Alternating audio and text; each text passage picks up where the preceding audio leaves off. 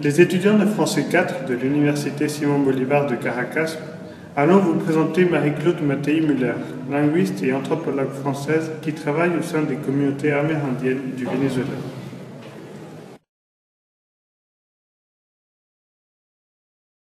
Alors je viens de l'Atlas stélien, c'est-à-dire du bord du Sahara, c'est là que je suis née, en passant par le Maroc et le sud de la frontière avec la Mauritanie, puis passer par Paris, là où j'ai fait toutes mes études, et puis finalement le Venezuela est venu un peu par hasard.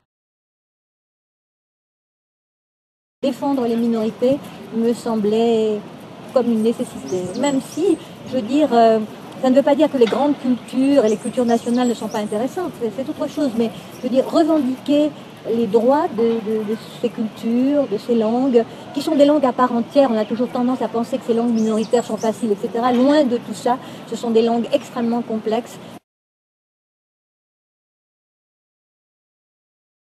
C'est-à-dire quand je fais un livre, je l'oublie et je pense au suivant. Là, j'ai fait 2 dictionnaires, j'en fais un troisième sur les Mapoyo et j'en ferai un 4e sur les Yavarana. Donc on dirait, tout le monde me dit, mais ça y est, c'est très Guinness.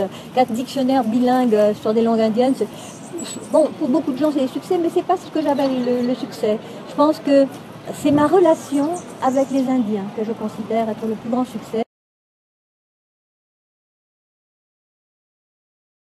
L'importance, en particulier celle du Venezuela, mais enfin, les langues indigènes ou les langues amérindiennes dans leur ensemble sont toutes importantes. Toute langue est importante.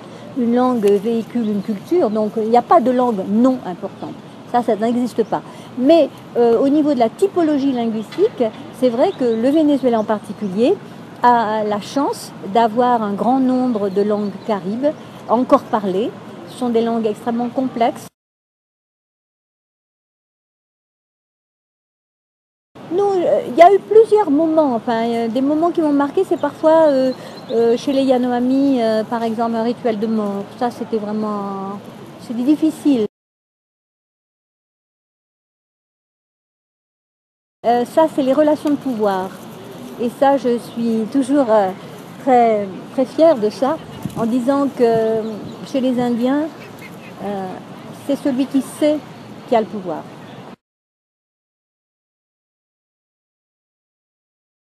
Le savoir n'a pas de limite et que, bon, apprendre le plus possible a toujours été mon désir. Donc, une langue de plus, c'est une vie en plus, c'est un pays en plus.